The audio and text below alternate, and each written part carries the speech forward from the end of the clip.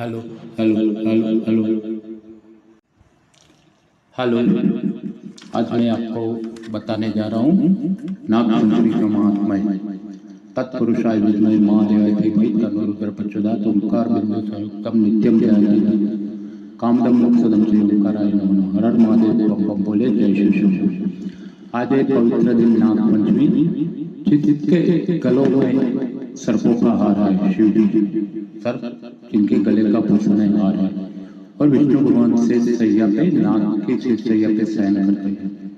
Okay, तो आज कैसे पूजा करनी मैं बताता हूँ। पहले तो ये मंत्र आप पढ़ना होगा, जिससे सर्प के विष का भय का नाश होता है। अनंतम वासुदेवशेषम पद्मनाभम च कम्बलम शंखपालम तत्राष्टम तत्सकम कालीयम पदाय तनिनो नामानि नामानां च महात्म्यम् सायंकाल प्रतिनित्य प्रातः काल विशेषतः तस्मै विश्व भयम नास्ति सर्वत्र विजयी भवति। तो ये मंत्र से आपके सर्प विष का भय तो नाश होगा, पर सब विजय भी मिलेगी सब जगह। और इसके अलावा एक आस्तिक मुनि ने मंत्र बोला था, Bluetooth mode. जब hello hello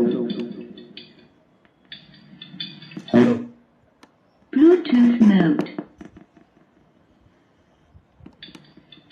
hello hello hello hello hello Bluetooth mode. Hello Bluetooth mode. Hello hello hello. इसके अलावा आस्तिक मुनि ने मंत्र बोला था, जो जन्मेजय सर्प का यज्ञ में आह्वान कर रहे थे, जो जरूर कारुणा जातो जरूर करो मायसा आस्तिक सर्प सत्रैव पन्नगानियों के रक्षते तं स्मरंतम महाभागा नमामि तुमर्थे सर्पा सर्पम भद्रम ते गच्छ सर्वो महामिष।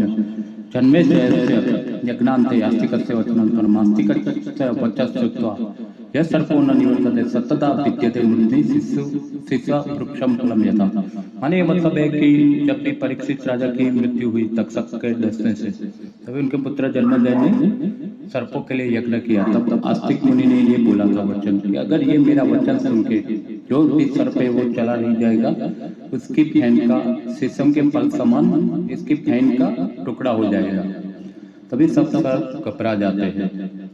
और मैं आपको ये भी बताता हूँ कि ये भी करना है आपको कि ये सर्प सूक्त है, आप कर सकते हो। मैं फास्ट बोलूंगा उसको फटाफट। ब्रह्मलोकेषु ये सर्पा शेषनाग परोगमनोस्तुतेभ्यः सर्पेभ्यः सुप्रीतो मोह सर्वदा। इंद्रलोकेषु ये सर्पा वासुकी प्रमुखाद्य नमोस्तुतेभ्यः सर्पेभ्यः सुप्रीतो मोह सर्वदा। कद्रुवयस्य ये सर्पा मातृभक्ति परायण नमोस्तुतेभ्यः सर्पेभ्यः सुप्रीतो मोह सर्वदा। इंद्रलोकेषु ये सर्पा तक्षका प्रमुखाद्य नमोस्तुतेभ्यः सर्पेभ्यः सुप्रीतो मोह सर्वदा। सत्यलोकेषु ये सर्पा वासुकिनां च रक्षिता नमोस्तुतेभ्यः सर्पेभ्यः सुप्रीतो मोह सर्वदा। मलय शैव ये सर्पा नमस्तुभ्यः कर्काटका प्रमुखाद्य नमस्तुभ्यो सर्पेभ्यः सुप्रीतो मोह सर्वदा। मलय शैव ये सर्पा कर्काटका प्रमुखाद्य नमस्तुभ्यः सर्पेभ्यः सुप्रीतो मोह सर्वदा। पृथ्वीयां ये चैव ये सर्पा ये साकित वासित नमस्तुभ्यः सर्पेभ्यः सुप्रीतो मोह सर्वदा। ग्रामे ग्रामे वा यदि वारण्ये ये सर्प प्रचरन्ति नमस्तुतेभ्यः सर्पेभ्यः सुप्रीतो मोह सर्वदा। समुद्र तीरे ये सर्पाम जलवासिने नमस्तुतेभ्यः सर्पेभ्यः सुप्रीतो मोह सर्वदा। रसातलेषु ये सर्पा अनंतादि महाबला नमस्तुतेभ्यः सर्पेभ्यः ये सुप्रीतो मोह सर्वदा। गरुड़ पीड़ित रसातलेषु ये सर्पा अनंतादि महाबला समुद्र तीरे ये सर्पा जलवासिने नमस्तुतेभ्यः सर्पेभ्यः सुप्रीतो मोह सर्वदा। रसातलेषु ये सर्पा अनंतादि महाबला। ओके, नमस्तुतेभ्यः सर्पेभ्यः सुप्रीतो मोह सर्वदा। ये सर्प सूक्त है। तो आज बहन लोग सांप को नाग देवता का प्रतीक है, जो शिव मंदिर में शिवलिंग पे रखा जाता है। वहाँ पे राखी बांधते कोई लोग, राखी होता है या सफेद धागा आपने देखा होगा राखी सफेद धागा, फिर कुमकुम से तिलक करना है, ये मंत्र आपको दिया। चावल लगाना है, दूध रखना है, नाग देवता के सामने दूध रखना है, चावल छोड़ना है, कुमकुम से तिलक, कोई काला तिल भी लगा सकता है। इस प्रकार से इसका पूजन, फिर कुलेर देते हैं और श्रीफल भी देते हैं प्रसाद में, और फिर उसके बाद नाग देवता की आरती होती है। तो ये पूजा विधि हो गई, समझ में आ गया ना। तो इस प्रकार से जब भी अर्जुन दादा है, अर्जुन का पुत्र अभिमन्यु, अभिमन्यु का परीक्षित, परीक्षित का तक्षक नाग कटने से मृत्यु हुआ, तभी उसके पुत्र जन्मेजय ने, राजा जन्मेजय ने यज्ञ कराया, जिनमें मैंने ये स्तोत्र में ही बोला कि आस्तिक मुनि के द्वारा यज्ञ हुआ है। तभी सर्प भयभीत हो गए, इंद्र भी भयभीत हो गया, इंद्र चला गया, तक्षक नाग को अकेला छोड़ दिया इंद्र ने बेसहारा। फिर ये यज्ञ शुरू होता है। ओके, तभी आस्तिक मुनि बोल रहे हैं कि ये बात सही नहीं है जन्मेजय, आप बदला ले रहे हो। आपके पिताजी को श्राप था, सौनक ऋषि और इनकी कथानक भी जानते हो कि गले में मरा हुआ सर्प डाला था, तो ऋषि ने श्राप दे दिया था। तभी 7 दिन में मृत्यु हुई और परीक्षित को सुखदेव जी ने भागवत सुनाई है 7 दिन। तो ये बदले की बात कहाँ, जहाँ आपके पिताजी भागवत को सुन के मोक्ष गति को प्राप्त हुए।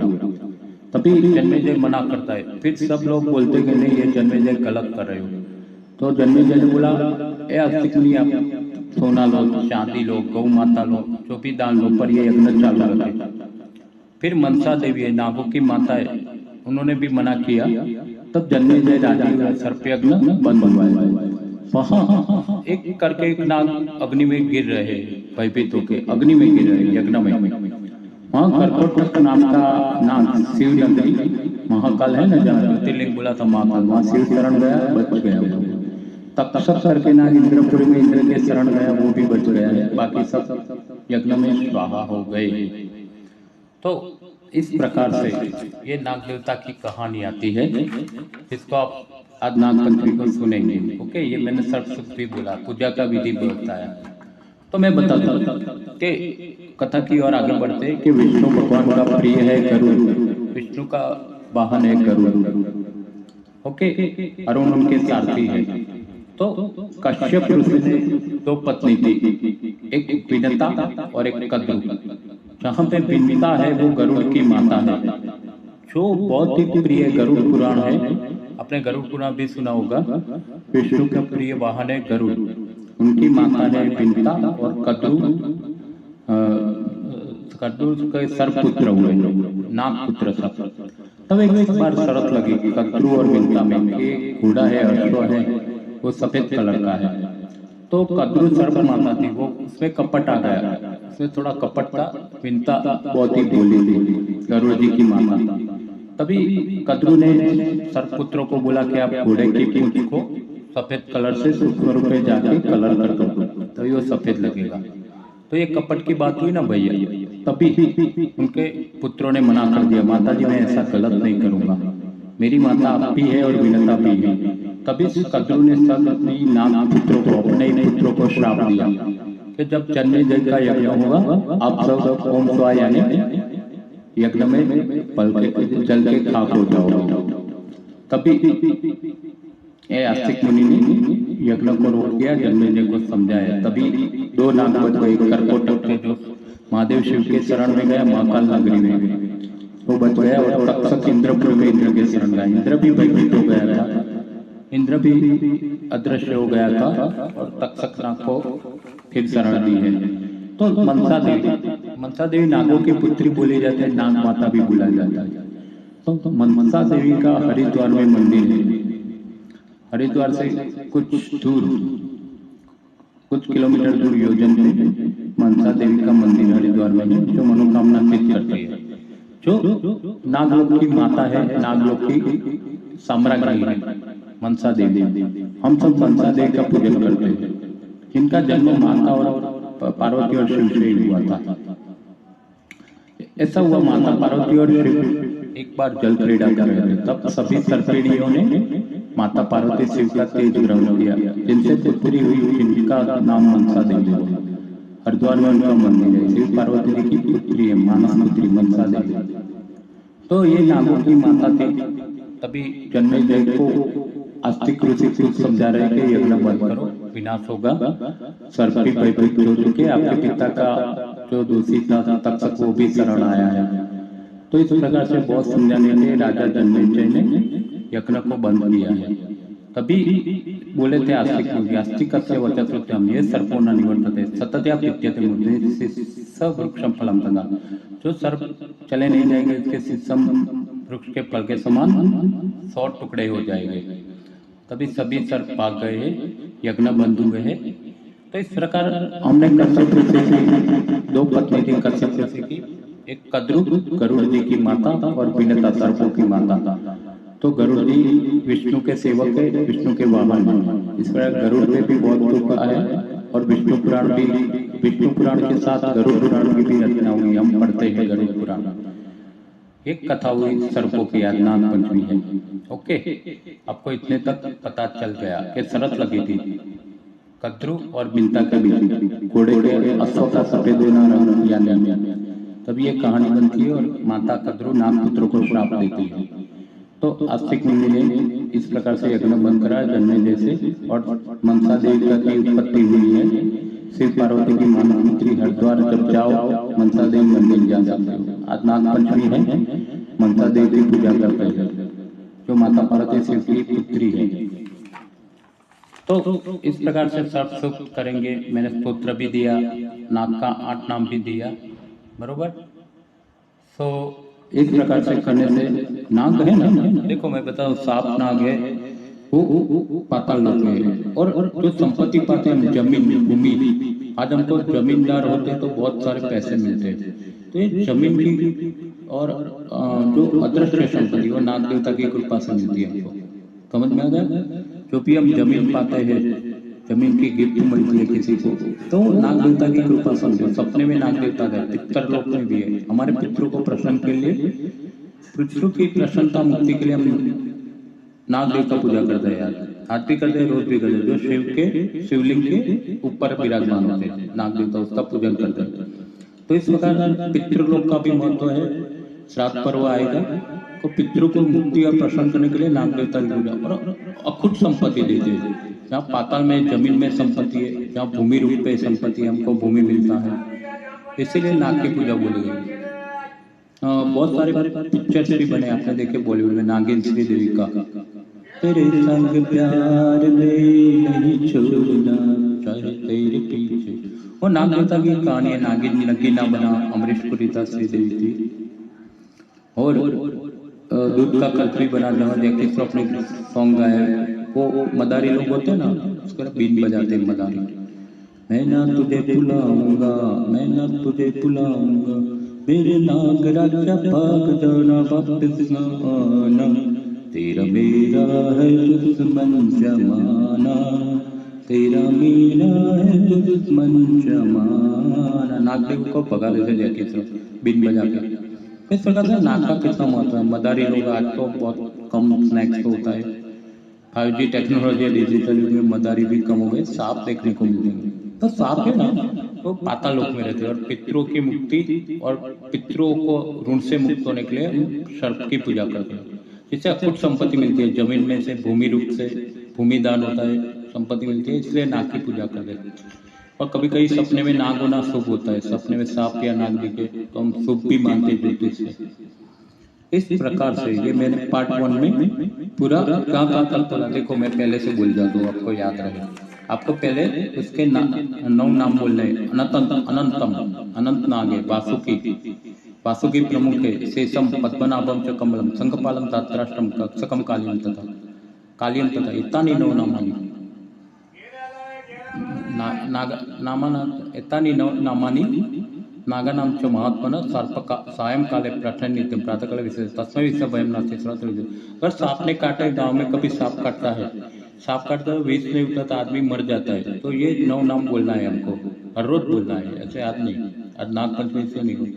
तो कालिया नाग दमन, जन्माष्टमी आ रही है, मैं श्रावण महीने का एक एक बात आपको समझा रहा हूँ, एक एक कथा, ज्योतिर्लिंग से लेके आप तक, आप साक्षी हो। न्यूज का ओनर प्रशांत। तो एक बार क्या हुआ कि कृष्ण सुदामा सब बाल गोपाल थे और यमुना के तट पे गैडी दड़ा यानी क्रिकेट जैसे गेम खेल रहे थे। वहाँ बॉल गिर के सीधा यमुना में गिरता है। वहां पे कालिया नाग है, वो कालिया नाग है ना, इसका बहुत ही डर था, कोई बॉल लेने के लिए जाता नहीं। तब कृष्ण कन्हैया छोटे थे भगवान, उन्होंने जंप लगाया।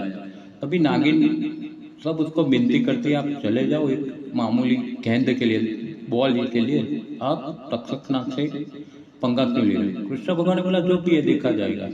तभी वो नरसिंह मेहता ने लिखा है गुजरात में, जल कमल छाड़ी जाने बारा, स्वामी અમારો जाग से तने मार से मने बाढ़ हत्या लाग से, कहे बालक तू मार्ग भूल्यो के तारा वेरिये भरा। कृष्ण भगवान ने जो है देखा जाएगा, कालिया नाग का घमंड उतारना है।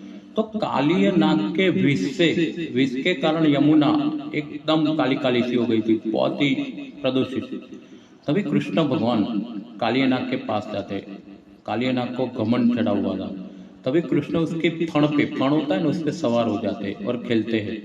तभी नरसिंह मेहता ने गुजराती काव्य लिखा, हे जल कमल छाड़ी जाने बारा, स्वामी हमारो जाग से तने मार से मने बाढ़ हत्या लाग से। कृष्ण बोले, कृष्ण सुने नथी ना गण हूँ मार्ग भूल्यो के नथी मारा बेरिये बड़ा बियो, मथुरा नगरी माँ चुकटू रमता नागनु हारियो। तो कृष्ण भगवान ऊपर चढ़ के प्ले डांस करते कालिया नाग के ऊपर, कितनी शक्ति थी।